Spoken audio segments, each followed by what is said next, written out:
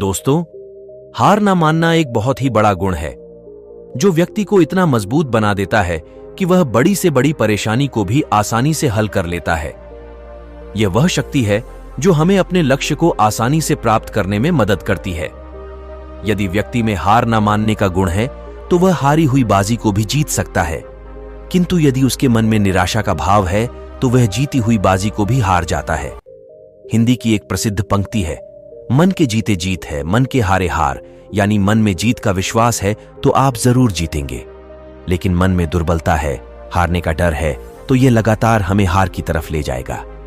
दोस्तों, अगर आप भी हारने से डरते हैं, आपको लगता है कि सफल होना तो मेरे लिए बड़ा मुश्किल है, मुझ में तो इतनी क्षमता है ही नहीं कि मैं सफल हो पाऊं, तो आज इस वीडियो के माध्यम से आप इस बात को जान पाएंगे कि कैसे आप मन में सही विश्वास बनाकर जीत की तरफ अग्रसर हो सकते हैं।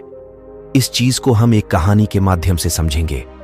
एक व्यक्ति जो अपने जीवन से बड़ा ही परेशान था, वह एक बौद्ध भिक्षु के पास पहुंचा तथा कहा, महाराज, मैं बड़ा परेशान हूं। मैं जीवन में जो भी काम कर रहा हूं, लगातार उसमें असफल हो रहा हूं। मैंने कई बार जीवन में सफल होने के लिए प्रयास किया, किंतु हर बार मुझे असफलता ही हाथ लगी।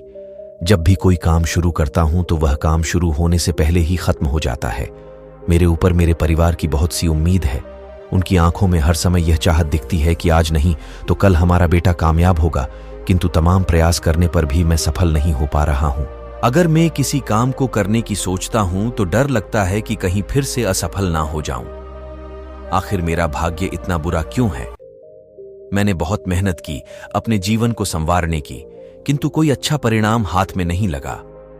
किंतु वहीं दूसरी ओर मेरे दोस्त, जिन्होंने बहुत कम मेहनत की या फिर बिल्कुल ना के बराबर मेहनत की, वह भी आज सफल है, किंतु तमाम क्षमताओं के बाद भी मैं सफल नहीं हो पा रहा हूं। वह बौद्ध भिक्षु बड़े ध्यान से उस लड़के की बातों को सुन रहे थे। तभी वह लड़का कहता है, महाराज, क्या मुझे अभी कोई और कोशिश करनी चाहिए या फिर जो हो रहा है उसे सिर्फ भाग्य का लेखा मानकर प्रयास करना छोड़ देना चाहिए?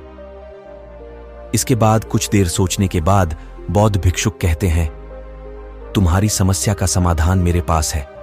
मैं तुम्हें उस समस्या का समाधान जरूर बताऊंगा, किंतु उससे पहले तुम्हें मेरा एक काम करना होगा। यदि तुम उस काम को अंजाम दे देते हो तो फिर मैं तुम्हें ऐसा रहस्य बताऊंगा कि तुम तमाम निराशा तथा असफलता के बाद भी अपनी मंजिल को हासिल कर पाओगे। वह लड़का बड़ा ही परेशान था तथा इस समस्या का जल्द से जल्द कोई उपाय चाहता था। इसलिए वह भिक्षुक से उनकी शर्त के बारे में पूछता है। तब बौद्ध भिक्षु कहते हैं, तुम्हें यहां से वह सामने वाला पहाड़ दिखाई दे रहा है, वहां पर पिछले कुछ समय से चींटियों का बसेरा है। मैं जब भी वहां जाता हूं तो मुझे चारों तरफ केवल चींटी ही दिखाई देती है। मेरे लिए उन चींटियों को पार करना मुश्किल हो जाता है, इसलिए मैं चाहता हूं कि तुम लगातार 5 दिनों तक वहां जाओ और जितनी भी चींटियों का वहां घर है उसे तहस नहस कर दो। एक भी घर वहां पर चींटियों का नहीं बचना चाहिए, किंतु याद रखना इसमें किसी भी चींटी को हानि न पहुंचे। तुम्हें केवल चींटियों के घरों को तोड़ना है, न कि चींटियों को नुकसान पहुंचाना है। भिक्षु की बात सुनकर लड़के ने पहले सोचा, भला यह कैसा काम है? इस सन्यासी होकर उन चींटियों के घरों को तोड़ने की बात कह रहा है जिन्होंने मेरा कुछ भी नहीं बिगाड़ा, किंतु मुझे अपनी समस्या का हाल भी चाहिए, इसलिए मुझे यह काम तो करना ही पड़ेगा। उसके बाद उस लड़के ने भिक्षुक से कहा, तो महाराज, इसके लिए 5 दिनों की क्या आवश्यकता है? यह काम तो मात्र 1 दिन में भी हो सकता है। भिक्षुक ने कहा, नहीं बेटा, पहले तुम 5 दिन वहां जाकर तो देखो। इसके बाद वह लड़का सन्यासी की बात को मानकर उस पहाड़ी पर चला जाता है। वहां पर वह देखता है कि वहां तो चींटियों का एक बहुत बड़ा घर है। जैसे ही वह उसे तोड़ने की सोचता है तो मन में ख्याल आता है, न जाने इन चीजों ने कितना समय लगाया होगा इस घर को बनाने में, और मैं पल भर में ही इसे तोड़ दूंगा, किंतु मुझे यह मजबूरन करना पड़ेगा। हे भगवान, मुझे क्षमा करना। यह कहकर वह लड़का चींटियों के घरों को तोड़ देता है। उसके मन में दुख होता है, किंतु वह मजबूर था तथा वह चींटियों के घर को तोड़ने के बाद वापस दुखी मन से अपने घर आ जाता है। रात को सोते समय सोचता है कि मैंने यह क्या कर दिया, आज क्यों मैंने उन चींटियों को बेघर कर दिया। काफी देर सोचने के बाद वह सो जाता है तथा सुबह उठकर उसे फिर से याद आता है कि आज उसे फिर से पहाड़ी के ऊपर जाना है, किंतु उसके मन में सोच होती है कि पहाड़ी पर जाने का क्या फायदा, चींटियों का घर तो मैंने तोड़ दिया है। किंतु वह भिक्षुक की बात को रखने के लिए फिर से पहाड़ी पर जाता है। वह लड़का जैसे ही पहाड़ी पर पहुंचता है तो देखता है कि वहां पर तो चींटियों का एक बड़ा सा घर है। उसे समझ नहीं आता कि यह कैसे हुआ। यह घर तो मैंने कल ही तोड़ दिया था। तब उसे भिक्षुक की बात याद आती है कि उन्होंने उसे 5 दिनों तक यहां आने के लिए कहा है। शायद इसकी वजह यही होगी कि यहां चिंटियां अपना घर दोबारा बना लेगी। इसके बाद वह फिर से दुखी मन के साथ चींटियों के घर को तोड़ देता है। चिंटियों के घर को तोड़ने के बाद उसके मन में पीड़ा होती है तथा उसी पीड़ा के साथ वह वापस अपने घर आ जाता है और फिर से यही सोचता है कि आज मैंने फिर से एक नया पाप कर दिया। कुछ देर दुखी रहने के बाद वह फिर से साधारण अवस्था में आ जाता है। इसके अगले दिन वह फिर से पहाड़ी पर जाता है। जब वह पहाड़ी पर पहुंचता है तो आश्चर्यचकित हो जाता है कि इन चींटियों ने फिर से एक नया घर कैसे बना लिया। तब वह लड़का कहता है, ये चिंटियां कितनी जिद्दी है, आखिर यह हार क्यों नहीं मानती। इनका अब यहां रह पाना मुमकिन नहीं है। मुझे बार बार उनके घर को तोड़ना पड़ रहा है, जिससे मुझे अपार पीड़ा हो रही है। किंतु आज मैं इस घर को पूरी तरह से तोड़ दूंगा ताकि दोबारा यह घर मुझे ना दिखाई दे। इसीलिए वह लड़का फिर से उस घर को तोड़ता है तथा इस बार उन चींटियों के घर को पानी से इस कदर भीगा देता है कि वह दोबारा वहां घर ना बना सके। उसके बाद वह लड़का अपने घर की तरफ रवाना होता है। सुबह से रात हो जाती है। वह लड़का सोचता है, बस 2 दिन और है, यह दिन किसी तरह बीत जाए तो मुझे मेरे प्रश्न का उत्तर मिल जाएगा। ईश्वर से यही दुआ है कि वह चींटियां कल वहां नजर ना आए, क्योंकि मैं बार बार उनके घर को नहीं तोड़ सकता। मैं अपने आप को बार बार दोषी महसूस कर रहा हूं। उसके बाद अगली सुबह वह लड़का फिर से पहाड़ी पर जाता है।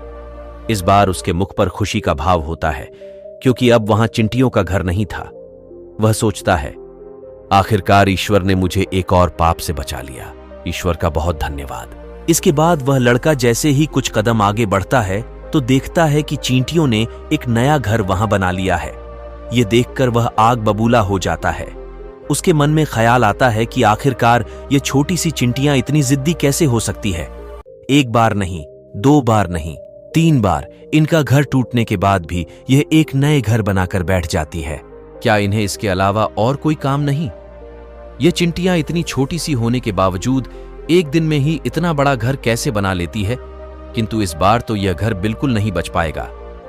इस बार वह लड़का उन चिंटियों के घर को तोड़कर उसकी मिट्टी को दूर दूर तक फेंक देता है। गुस्से में आने के कारण कुछ चिंटियां उस लड़के के हाथों मारी जाती है। यह देखकर उस लड़के का गुस्सा शांत हो जाता है।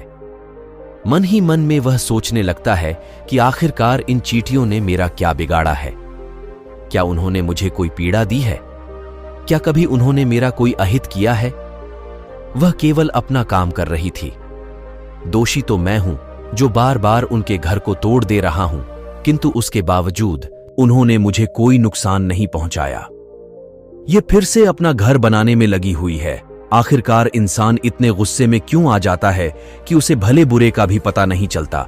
कहीं ना कहीं वह चींटियां जरूर सोचते होंगे कि ईश्वर, तुमने इंसान को इतना स्वार्थी क्यों बनाया है कि जहां वह अपने स्वार्थ में इतना अंधा हो जाता है कि उसे अपने स्वार्थ के अलावा और कुछ नहीं दिखाई देता। इसके बाद वह लड़का मन में पछतावा लिए वापस घर लौट जाता है। पूरा दिन उसी चीज के बारे में सोचता है और आखिरकार अगले दिन वह उठकर उन चींटियों के लिए आटा ले आता है। जैसे ही वह पहाड़ी पर पहुंचता है तो देखता है कि चींटियां अपना नया घर बनाने के साथ अपने खाने के लिए सामान जुटा रही हैं। वह लड़का सारा आटा उनको डाल देता है, जिसे चींटियां स्वीकार कर अपने घर ले जाती है। यह देखकर उस लड़के के मन को बड़ा ही सुकून मिलता है, मानो उसे उसके जीवन का सबसे बड़ा सुख प्राप्त हो गया हो। अब वह लड़का सीधा बौद्ध भिक्षुक के पास जाता है। उस लड़के को अपने उस प्रश्न का उत्तर मिल चुका होता है जिसके लिए वह बौद्ध भिक्षुक के पास आया था। वह बौद्ध भिक्षुक से कहता है, महाराज क्षमा करें, मैं आपकी शर्त को पूरा नहीं कर पाया। मैं उन चींटियों के हौसले, धैर्य और कर्म के आगे हार मान चुका हूं और जो सीख मुझे चाहिए थी, जिस प्रश्न का मुझे उत्तर चाहिए था, वह भी मुझे मिल चुका है। जो व्यक्ति मात्र अपने लक्ष्य की प्राप्ति में लगा रहता है, चाहे हालात कैसे भी हों, चाहे बार बार हार मिलती रहे। हालात उन्हें तरह तरह की बाधाएं देता जाए, कर्मवीर अपनी मंजिल को प्राप्त करके ही रहते हैं। उन्हें किसी के भी कार्य से कोई फर्क नहीं पड़ता। उन्हें केवल और केवल अपना लक्ष्य ही दिखाई देता है, बाकी सब धुंधला हो जाता है। वह मात्र ईश्वर पर भरोसा रखें कि ईश्वर बस अपना साथ देता रहे। इसी भरोसे के साथ वह आगे बढ़ता रहता है। कभी किसी का भी अहित मुंह से ना हो, ऐसी प्रार्थना वह ईश्वर से करता है। सब कुछ उसके विरुद्ध हो, किंतु जब तक उसमें हिम्मत है वह कोशिश करता रहेगा। महाराज, मैं यह भी सीख चुका हूं कि जो लोग बड़ी जल्दी सफल हो जाते हैं, वह अपने जीवन में उन अनुभवों को नहीं महसूस कर पाते जो अनुभव एक व्यक्ति को लंबे संघर्ष के बाद प्राप्त होता है। दोस्तों, कहानी से संदेश यही है कि जो भी करो अपने पूरे विश्वास करो, धैर्य धारण करके करो। मंजिल कभी ना कभी तो मिलेगी। अगर मंजिल ना मिले तो कुछ ऐसा सिखा देगी जो चीज सफलता से भी बड़ी होगी। कहानी से संदेश यह भी है कि प्रत्येक प्रकार के जीव जंतुओं का सम्मान करें। यदि हम उन्हें अपना कुछ नहीं दे सकते हैं तो हम उनसे कुछ लेने योग्य भी नहीं हैं।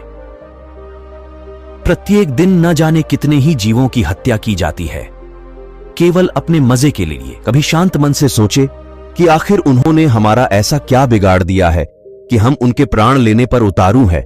दोस्तों, अगर आपको हमारी ये कहानियां अच्छी लगे तो हमारे चैनल को जरूर लाइक और सब्सक्राइब करें। ये हमें और ऐसी कहानियां बनाने के लिए प्रेरित करेगा। धन्यवाद।